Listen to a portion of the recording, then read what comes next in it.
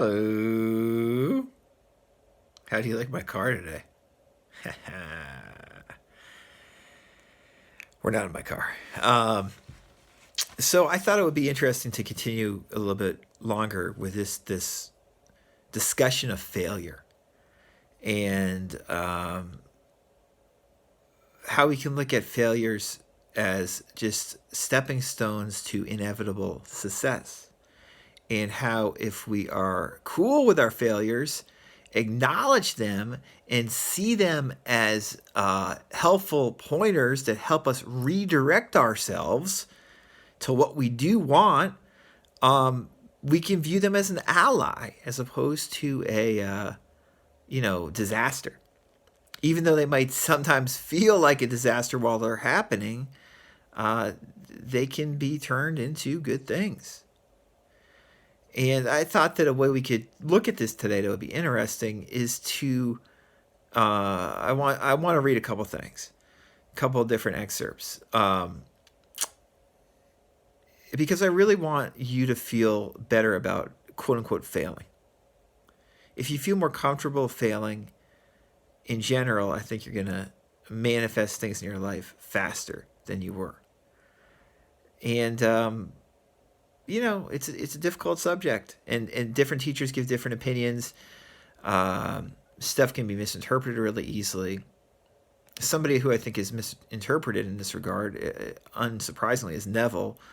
And his advice is pretty dogmatic. He basically says, he says a couple things. This is the first thing I want to read. This is from The Power of Awareness. He has a whole chapter just called Failure.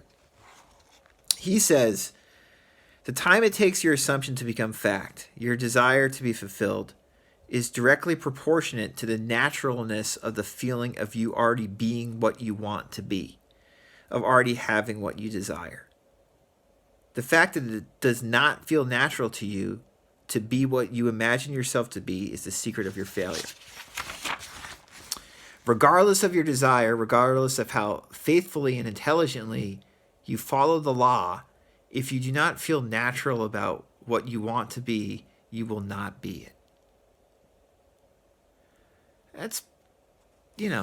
That's his opinion. And there's a lot of truth there. There's also a dogmatic element to this advice that Neville shares. And again, he dug his own grave with a lot of this stuff in regards to Power of Awareness is when he really starts talking about the law of assumption, and the law of it. I love Nev, but as I often say, there's this grandiose dogmatic quality to how he presents this stuff, which is very powerful, but also is now misleading a ton of people because they fail to see the nuances in what he's saying. They fail to think for themselves in regards to what he's saying, which makes it more easily applicable in your life if you're able to take the elements of what Neville is saying that really resonate with you and kind of disregard or forget the rest. Because not only is a lot of this very difficult advice that he's sharing, but it's also very dogmatic. And to quote a far better deeply spiritual teacher, if you want deep spirituality talking about truth, let me quote Byron Katie. She would always ask, is it true?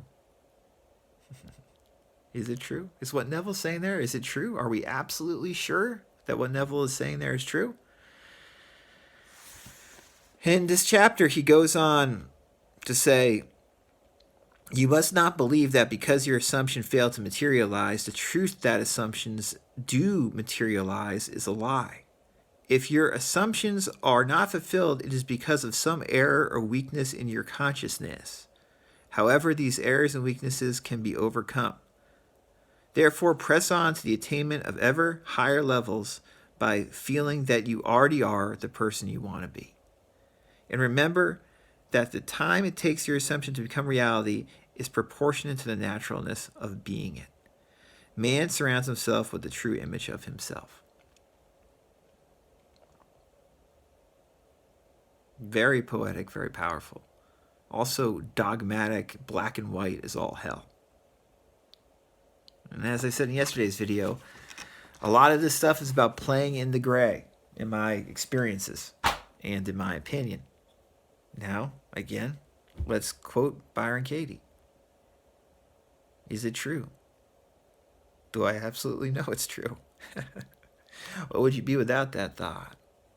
That goes to what I'm saying as well as to what Neville said. Let me read to you two teachers that, in my opinion, just my opinion, talk about failure in a far more liberating way and how to deal with it in a far more effective way, I would say. I've read both these quotes before, including this is from Psycho-Cybernetics. I read this last week. I'm just going to read part of this quote from How to Utilize the Power of Rational Thinking, Chapter 5 of Psycho-Cybernetics.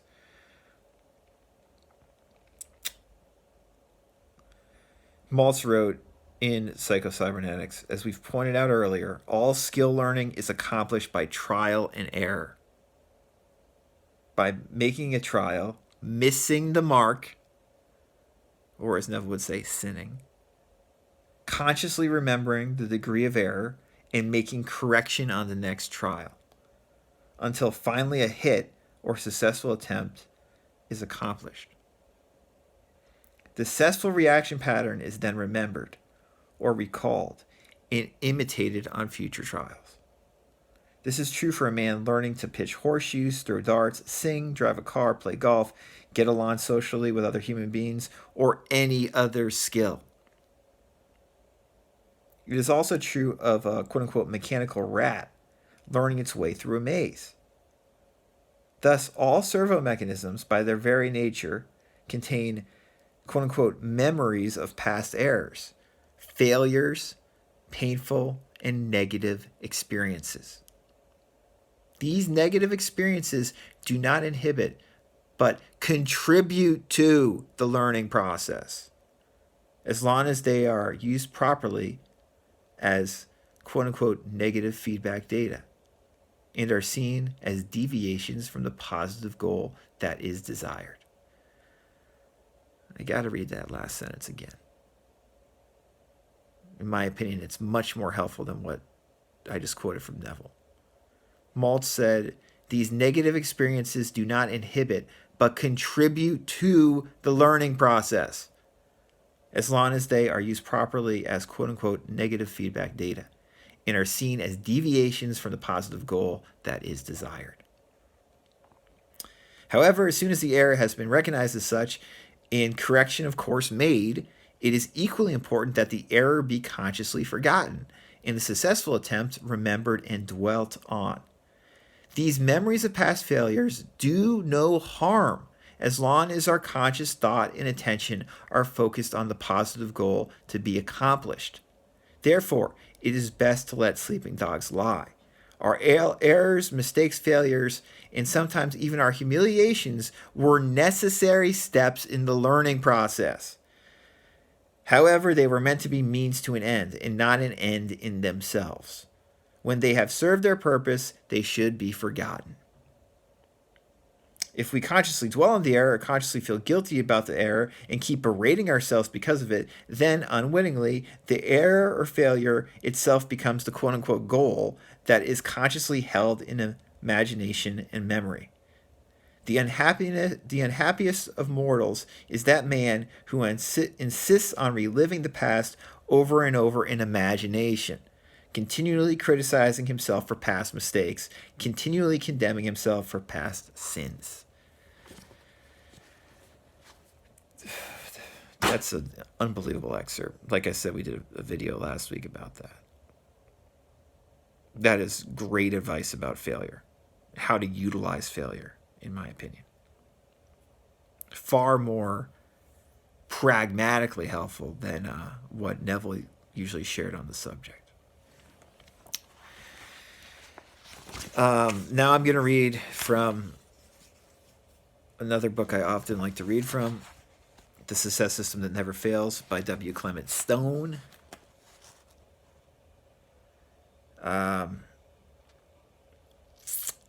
I'm going to read about W. Clement Stone's success indicator because, as I have often said, I think the success indicator is one of the most helpful tools we can utilize. And it utilizes being aware of our failures and redirecting ourselves to what we want, just like what Maltz was just talking about.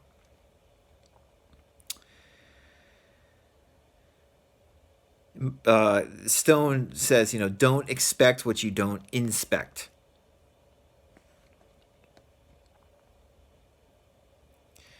Epictetus said, I'm pronouncing that wrong, that Greek guy, Epictetus said, he might have been Roman, the road to hell is paved with good intentions. Stone says,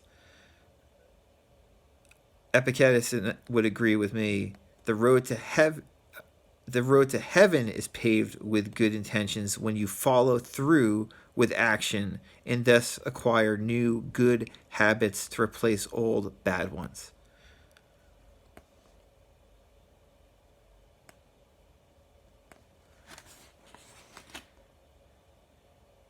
You may be inspired to desirable action to fulfill your good intentions, but you may lack the necessary knowledge, or you may neglect to use the required skills if you have them, and thus you may fail to develop new habit patterns.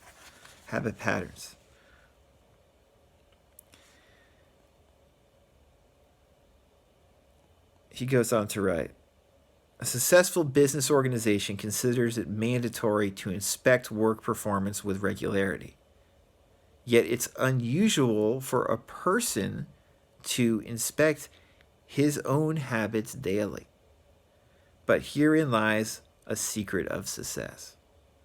Don't expect what you don't inspect. You can readily see that you will live up to your New Year's resolutions much more effectively if you check on yourself every day and keep trying.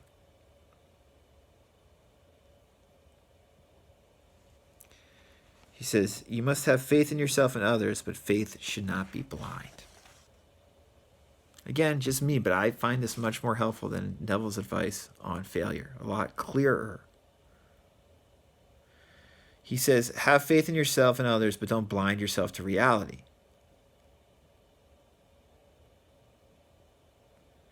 Be honest with yourself, he goes on to say. And he quotes his friend George Severance. George Severance said, if you are an honest person, when you make a promise to another person, you will live up to it.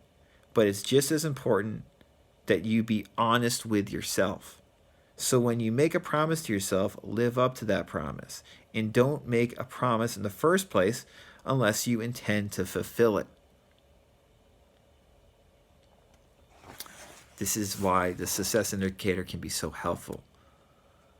Monitoring your behavior every day, recognizing the failures, and changing your behavior so you don't have the same failures happen to you again and again. That's being honest with yourself and inspecting your behavior. Stone goes on to write, the most potent tool you can have in the steady pursuit of success is a written record of your daily habits. That's a success indicator. Correctly kept, this record will be a mirror of every effort and every action of your day-to-day living. It will, with amazing vitality, enable you to redirect yourself. Following the principles and examples in this chapter, begin today to design your own personal success indicator. If you want to read the whole chapter, you can find it in The Success System That Never Fails. So I love spiritual sounding, law of attraction, law of assumption, manifesting advice. And I love elegantly articulated ideas. All of which is what Neville shares time and time again. It's why he's one of these great teachers. One of the greatest teachers of the last 100 years when it comes to, utilizing your mind, utilizing your imagination. But his advice often is very uh, sensational sounding. And you might love that. That might work well for you. But a lot of us would be better suited with more practical advice, especially when it comes to something like failure and like how to deal with failure positively. The excerpts I just read from Maxwell Maltz and W. Clement Stone tell you how to do that. Again, use whatever you like, but don't be afraid of failure. Start to view it as an ally, and I think you will like the results. If you have any questions or want coaching or counseling on this subject, you know where to find me. www.radicalcounselor.com. Until next time, fail your way to success.